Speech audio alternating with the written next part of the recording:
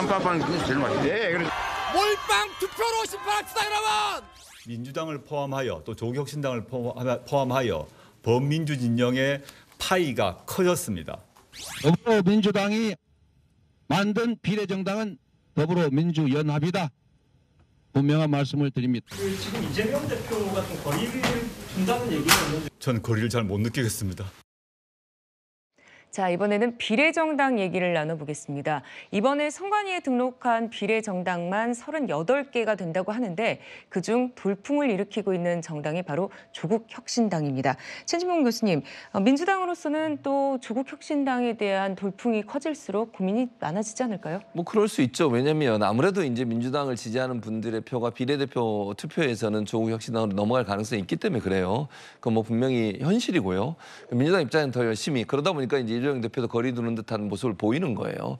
민주당의 비례정당은 더불어민주연합이다라고 강조한 것도 그런 의도라고 보여지는데 뭐 이제 중요한 건 이게 서로가 경쟁 관계잖아요. 선의 경쟁 관계인데 이 선의 경쟁 관계가 시너지 효과를 발휘를 해서 더 많은 사람이 투표하고 또 지역구에서는 어차피 조국혁신당은 이제 지역구에 의원을 내지 않기 때문에 후보를 내지 않기 때문에요.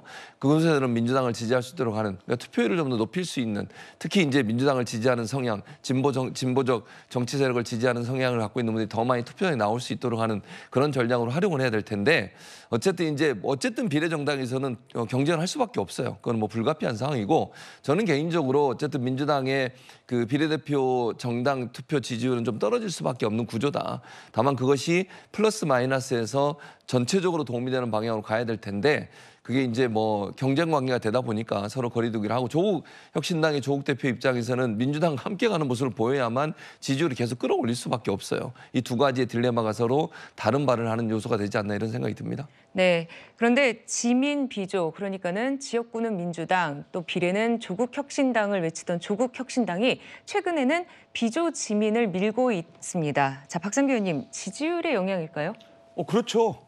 그러니까 이제 이게 지금 여러분 말씀하시는데 저게 확장성의 문제가 있어요. 그러니까 비조, 지민이든 지민 비조든 무슨 보이그룹 이름 같은데 이게 이제 이렇습니다. 이분들이 확장성이 있게 중도층에서 이런 현상이 나타나야 되는데 예. 어차피 국민의힘을 안 찍으려던 그런 그 민주당 지지 성향의 유권자들이 이게 고민을 하는데 지금 보니까 조국당을 찍겠다고 하는 그런 비율이 늘어나면서 이게 고민이 뭐가 있냐면 두 가지가 있어요. 첫째, 일당이 되기 어렵습니다. 민주당이 만약 15석 이상을 전후를 가져가면 조국혁신당이 높아질수록 일당이 안 돼요. 일당은 무조건 그 당 소속 의원들만 따져야 되잖아요. 그리고 총선이 끝난 뒤에 조국혁신당이 어떻게 나올지 누가 압니까? 그리고 조국 대망론이라는 게 있어요. 그러니까 네네. 여러 가지 사법 리스크를 지금 간과하시는 분들이 많은데 이 총선이 끝나면 이 사법 리스크가 이제 정말 펼쳐집니다. 진짜가 펼쳐지기 때문에 그럴 경우에 대선 국면을 바라보면서 과연 누구를 지지해야 될 것인가 이게 고민이에요. 자, 조국혁신당이 잘 나오면 민주당이 일당이 되기 어렵다. 그게 시소인데 확장성이 있어? 또 하나 조국이 만약에 대표로서 이게 세를 얻어서 단독 무슨 몇 명의 이 무소속 의원들을 이끌어들여 가지고 교섭단체가 되면 딴 생각을 하지 않을까? 이런 고민들을 할 거 아니에요. 알겠습니다. 그러니까 민주당으로서는 이러지도 저러지도 못하고 몰빵인데 몰빵 많이 먹으면 체합니다. 네. 예, 알겠습니다. 그런데 조국혁신당에는 악재가 될 수도 있을까요? 어제 입시 비리 혐의로 재판을 받고 있는 조민 씨의 1심 판결이 나왔는데 1,000만 원의 벌금형이 선고가 됐습니다.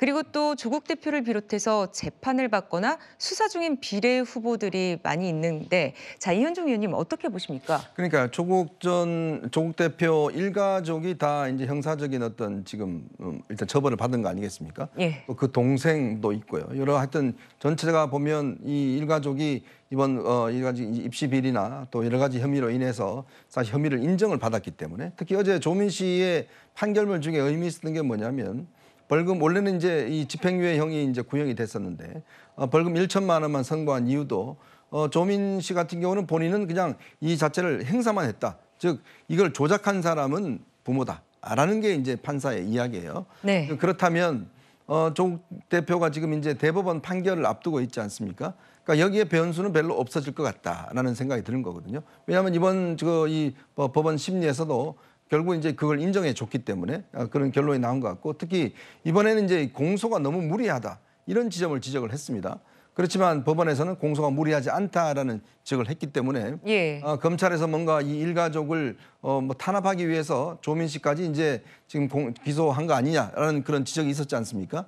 그렇지만 법원에서는 공소가 무리하지 않다라는 그런 점도 지적했기 때문에 그동안 조국 대표가 이야기했던 자신의 가족들이 지금 탄압받고 있다, 이런 주장을 일단 법원에서만큼은 아니다는 것이 입증이 된 것 같습니다. 네.